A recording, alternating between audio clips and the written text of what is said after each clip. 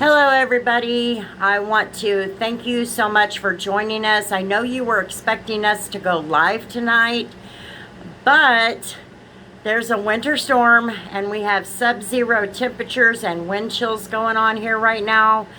I made the tough decision to get Misty here and we would pre-record instead for safety reasons. So I hope that you can look at the positive side of this like I am. This will give me a chance to introduce you to everybody in a much more proper way, to include pictures and things like that. So I hope you enjoy our new show, the B.F.F. Buzz. We're really excited about it. We really hope that this will educate the public about what these families are facing. So with that being said, let's get on with the show. Peace.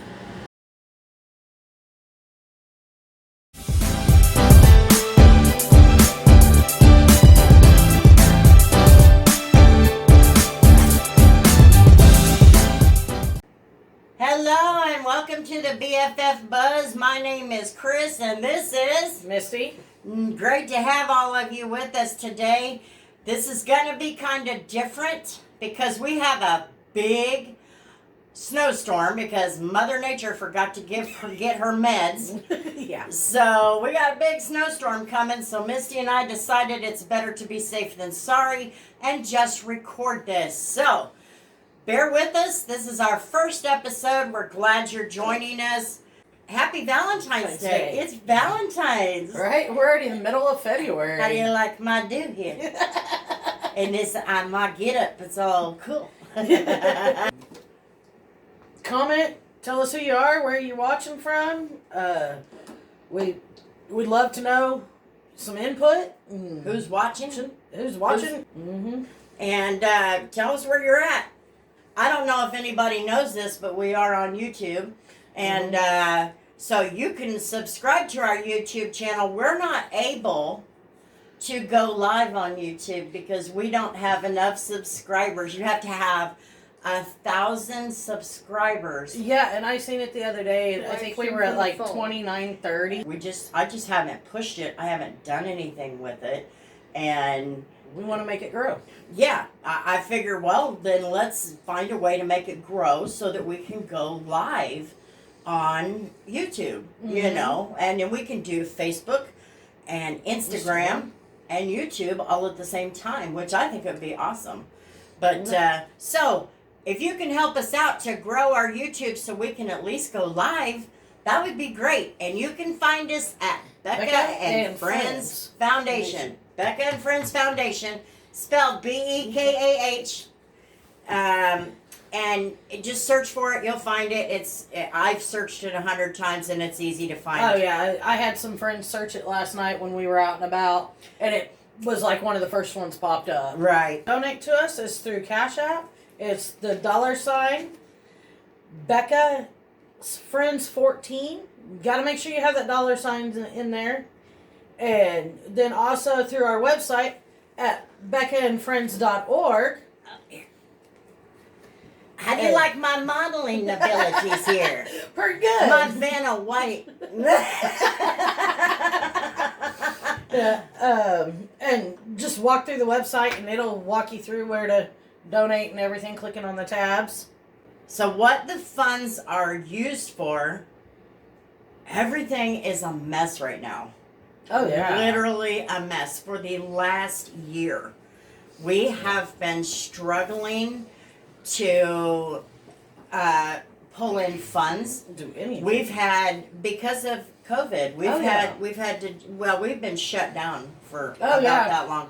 We've sent out a few Bekah buddies. We've helped a couple of families, and we've sent out a couple of rounds of the sock club. But other than that, because last year we were gearing up, getting ready for the car show in August, and boom, the governor shut us down. Yeah, it was just, I don't know. We haven't been able to come back since. And we haven't been able to come back. You know, people have lost their jobs, and I am not one. I guess I have a heart. No. A lot of people have no jobs, and along with that comes the hardships for the nonprofits. So this year has been a literal nightmare. Oh yeah. In fact, had it not been for AutoSmart, we wouldn't even be here right now today. Oh yeah. They were a big help. Yeah, there's no way we would be here today if it had not been for them. Those guys at AutoSmart. But we have to look at what are we going to do to get through now. Yeah. I mean, we have to look at how we're going to get through the next 6 months, and if we can get through that, if we can get through that, okay, then we'll keep going. What the funds are used for right now, we are trying our best to just keep our head above water. We have minimal administrative costs. We have 0 salaries, so not one person is paid, not even myself. Because we're all volunteer. So we have pretty low administrative costs comparatively. Funds would obviously go to that. Right now, because our programs are not going, because we have no funds to spare, Oh yeah. what we thought we would do is maybe expand on this a little bit, make this show a little bit more successful over time but at this point, I'm just going to do it cheap. Oh yeah.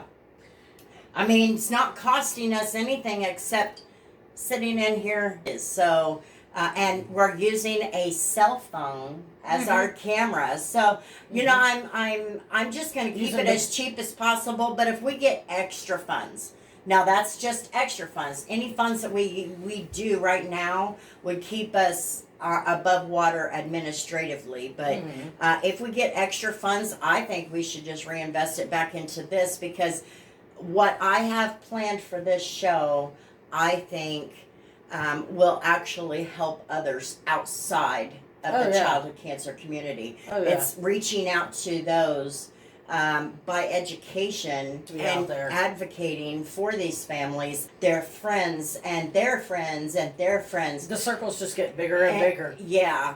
So it's just a matter of what do I want for this, and that's what I want.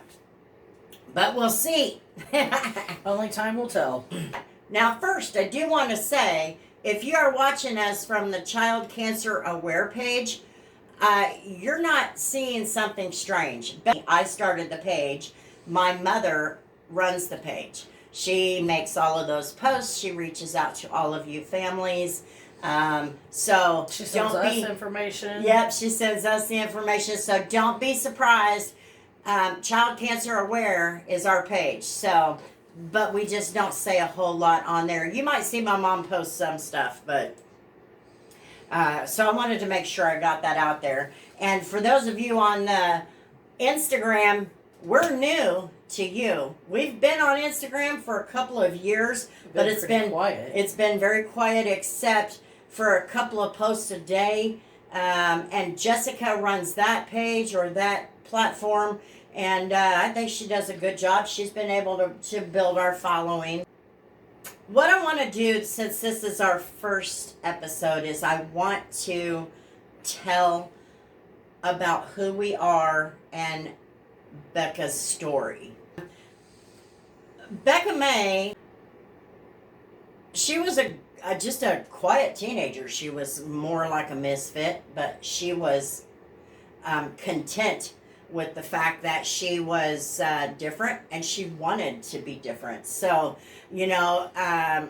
she was happy being who she was. Mm-hmm. She would always justify it by saying every different person can be normal just like others, and and things like that. So Bekah she was a fun-loving kid. She was very family-oriented.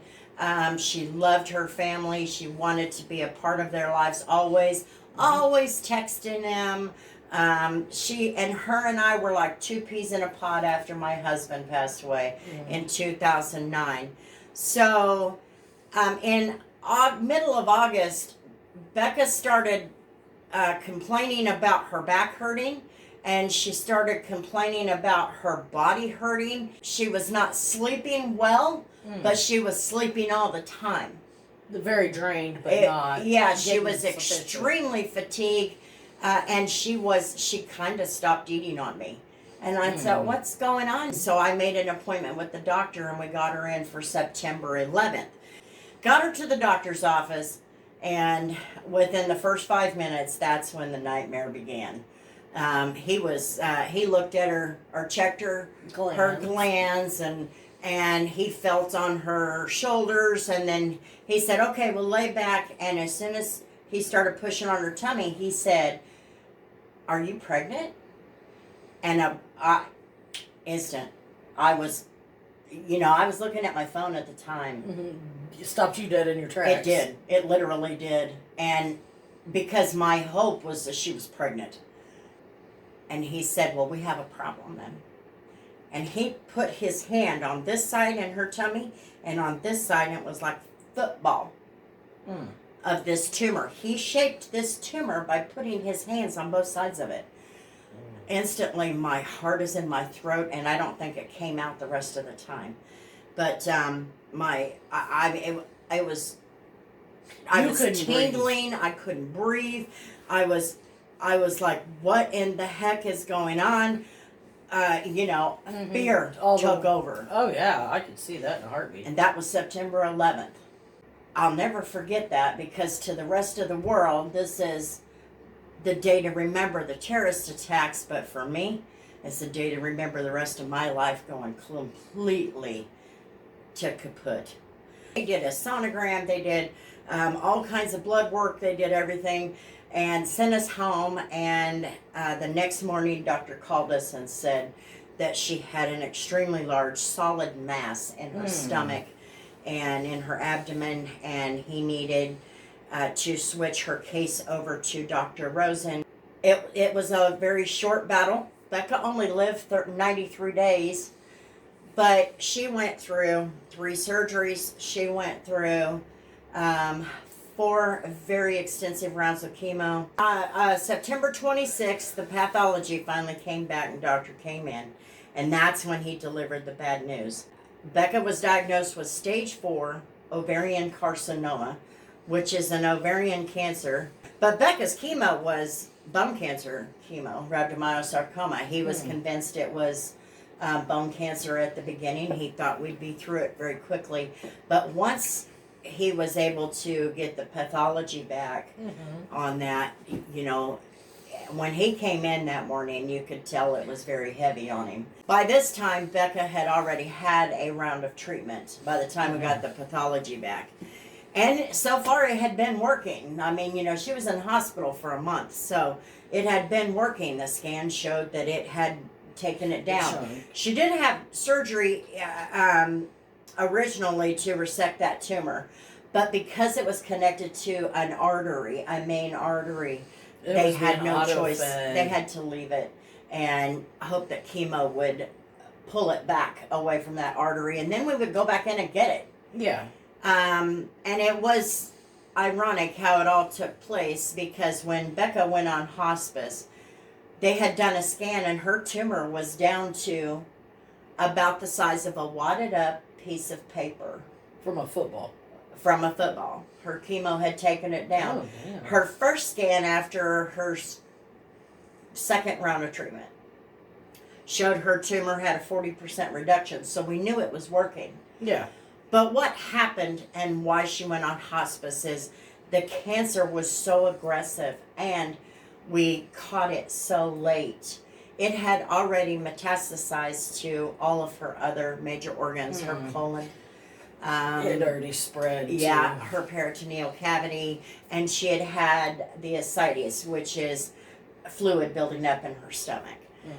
So November 20th, I think it was November 20th, we took her home on hospice, and 3 weeks later, Bekah passed away.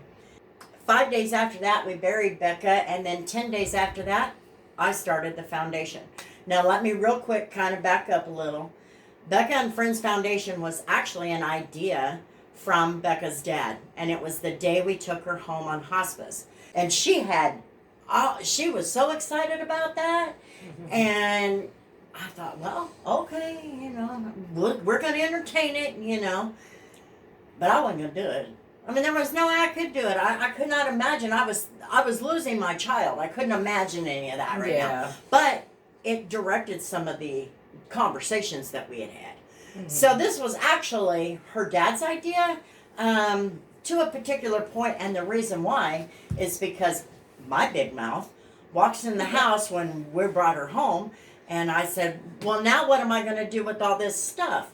My kitchen table was riddled with medical stuff. Oh, And I'm sure too.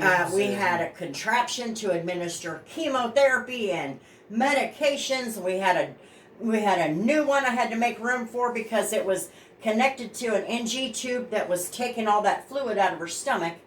And, you know, Bekah couldn't eat at the end because her colon and her intestines were completely blocked and riddled with cancer. They were like concrete. So what we were also sucking out was bile. So, but it was an idea that came from Mike, Bekah's dad, and then she had all kinds of plans for it. Once I said, what am I going to do with all this stuff? Then Mike says, why don't you start a foundation? So 10 days after Bekah passed away, I have no idea what lit the fire under me. Probably Bekah. I'm assuming. Because, I mean, I believe in spirits. And I know.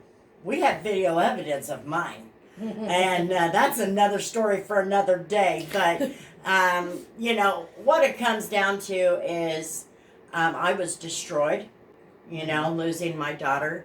I was not sure how to come back. I didn't feel like I had any purpose. And I think when I look back on it, that is what drove quite possibly me just waking up one day saying, okay, let's get to work. And the foundation has become my therapy. Oh, yeah. But in short, that is Bekah's story. My nephew was diagnosed with brain cancer at 15 months old, Mason, 10 months before Bekah was diagnosed with ovarian cancer. So 2 children were battling cancer in our family at the same time. And I also believe that that was some more of the drive into why I started the foundation. Yeah. We had a unique situation in every way.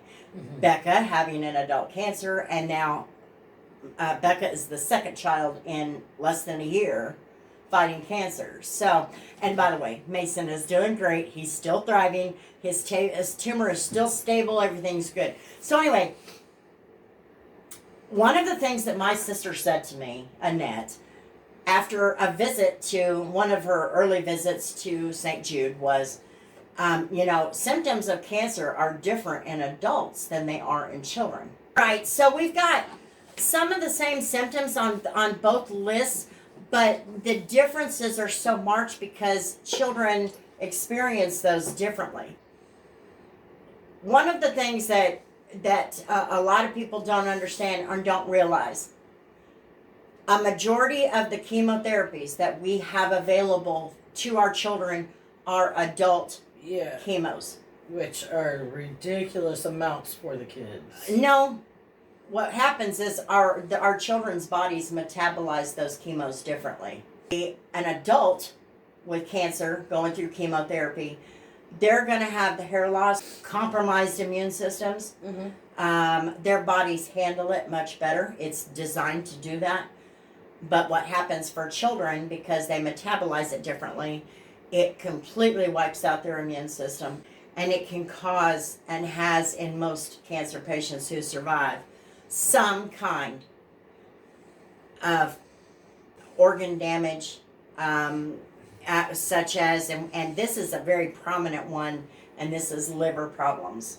We also have children that have no hearing or very limited hearing now. We also have children with heart problems. We have children with kidney problems, and then this also causes secondary cancers. And we do see that quite often. So like they'll go in remission from the primary one. Right. It will look like their cancer is back. For example, one we typically see, and we've got a lot of cases of that in our network, we've got a lot of leukemia patients who are going through chemotherapy. They think their cancer is back, but it's actually liver cancer. Those medications are not designed for children. But we've only got 4 medications for children. There's only 4. Since 1982, we've only got 4. Only 4.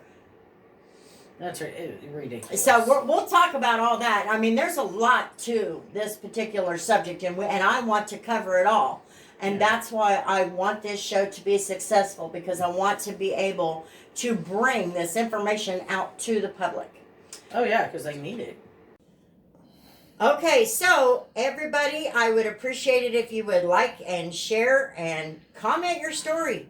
Tell us about what you're going through, either your child or if you're in the battle of your life with ovarian cancer. Let us know. We want to hear your stories because, we'd love to share them. Oh, yeah. Even the moms and dads, you're in the thick of it. Mm-hmm. Let us know. Yeah, I mean, how you're feeling and whatnot. Yeah. And I mean, I know how I felt, and we want to be able to give you that outlet too. So, that's the big thing. We just want to make sure that we're available in some way. We've got the gift of gab. That we do. But we got ears. We can read your stories. We can hear what you got to say. Yeah, and just reminders of ways to donate. You can go through our CashApp at Bekah Bekah's Friends 14 on CashApp, or you can go through our website at bekahandfriends.org,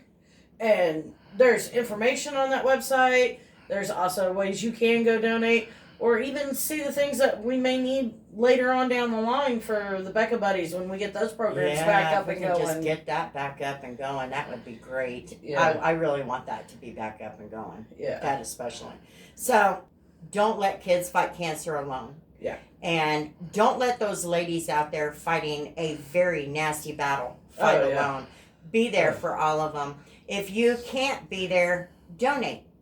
Oh, yeah. Donate, because what you're essentially doing is you have no time, so you're outsourcing what you want to do to other people. Yeah. That's what small organizations are about. So, like I said, don't let the kids fight cancer alone. Yep.